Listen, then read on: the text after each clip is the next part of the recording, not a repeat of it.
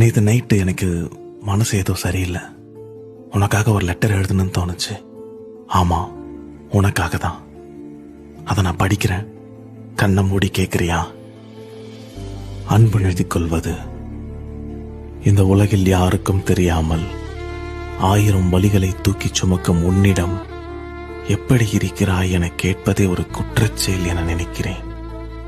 நிறைய துரோகம், நிறைய வலி, நிறைய இழப்பு, யாருக்குமே சொல்லி புரிய வைக்க முடியாத ஒரு சூழ்நிலை. இவ்வளவு இருந்தும் 1000 புயல்களை கண்ட ஒரு மரம் மாதிரி நீ தைரியமா நிக்கிற இல்ல.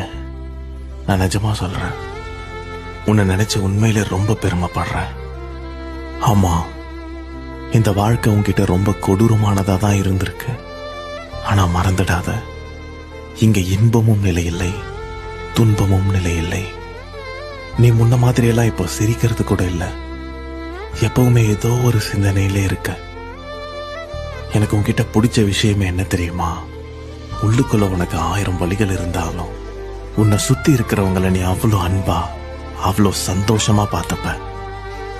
இந்த பிரபஞ்சத்துக்கிட்ட நான் ஒண்ணு மட்டும் கேட்டுக்கிறேன்.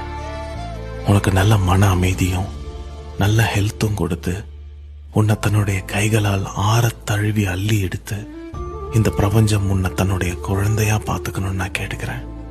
உன்னுடைய கனவுகள் எவ்வளவு பெருசா இருந்தாலும் அதை நோக்கி நீ எடுத்து வைக்கிற ஒரு அடியும் உன்னை இனிமேல் முன்னேற்றத்தை நோக்கி கூட்டுட்டு போகணும்னு அந்த யூனிவர்ஸ் கிட்ட நான் கேட்டுக்கிறேன்.